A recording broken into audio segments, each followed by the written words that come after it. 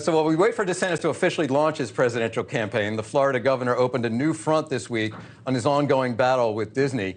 Just yesterday, as Kelly reported, the entertainment giant canceled plans to develop a $1 billion Florida campus, citing, quote, considerable changes to business conditions. Nikki Fried joins us tonight. She's a lawyer and the current chair of the Florida Democratic Party. And no one needs to be reminded, Ms. Fried, about the importance of Florida in national politics, especially with DeSantis about to jump into the race. So how damaging is this conflict with Disney going to be if he runs for president? It's going to be very damaging for a few reasons. First and foremost, it's 2,000 jobs here in the state of Florida. And it's not just a $1 billion investment that Disney was planning on. It's now almost a loss of billions of dollars over the next 5+ years. And so what it's showing is that his temper tantrums are having an impact on the economy of the state of Florida. But it's also signaling to businesses across the rest of the country that if this is a guy that as soon as you cross him, he's willing to go after your corporations, what is he going to do when he gets to the White House? And so I think that people across the country are starting to kind of open up their eyes that this is not the type of person who has a temperament that is fit to be in the White House. Nikki, it's Johanna Maska. I have a question, though. You know, the problem is, right, we've seen both parties attack big business, that they've gotten too many tax breaks, that they've gotten too many favors. I understand that you have worked with Disney in the past, so you may have some more insight here, but can you tell me the situation that's in Florida? Can you give us a little bit more context of why this fight is going on with the Florida governor? Because he's saying this is a favor directly to Disney, and there are some from the progressive wing and the more conservative wing who are going against businesses on this. You know, it's a great question. You know, so first of all, this all started after the quote unquote "Don't Say Gay" bill was passed last year in the legislative session. And Disney came out afterwards saying that they had opposed it. And that's when Ron DeSantis brought forth this legislation. It was done in a special session, was done really quickly without even an economic analysis from the legislature of the impact this is going to have. There was a $5 billion bond that would have been pushed back onto the residents locally. And on top of that, what people aren't understanding, this is a special taxing district.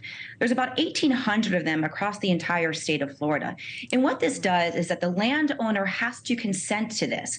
So not only are they paying actual taxes to the county, to the state, but they've agreed to pay extra taxes for waste management, for police, for fire. And so what this is doing is not a special assessment, a tax rebate for Disney. In fact, the people that are living inside these properties are actually paying more. And so what this would do is actually put this burden on the local community and to the residents there, and would have to actually pay more taxes. This is going to be detrimental. And yes, there is always going to be some on both sides of the aisle making sure that corporations are paying their fair share of taxes and are doing right by their employees. Nikki, it's Ashley Hayek. My question for you is, you know, it looks like you might have a bigger issue in Florida than Ron DeSantis, and that's the fact that the Democrat Party seems to be hemorrhaging Hispanic voters, especially since Hispanic voters tend to show that they are more in line with parental rights and lower taxes and deregulation, which is actually a part of Ron DeSantis' legislative agenda this past session. So how do you, as party chair, plan to try and reach these voters again and win them back into the Democrat Party? This is actually going to be, you know, an easier conversation now after this legislative session. You know, I was born and raised in Miami. My entire family still resides down in South Florida. And all the stories that I have been hearing my entire life of people who have left Cuba, who have left Venezuela, Colombia for a better way of life, they are left because of oppressive regimes, seeing education being attacked, seeing opponents being put into jail, taken out of power. And what this legislative session did, and really quite honestly, not just this session, but the last couple of years, that's what they're starting to see on the ground here in Florida. The banning of books, the going after education, the removing of opponents from political offices. And so this is going to have a residual impact on those in South Florida. And then he also signed one of the most most egregious immigration bills in the entire country. And what we're seeing already on the ground is we're seeing our construction sites being vacant.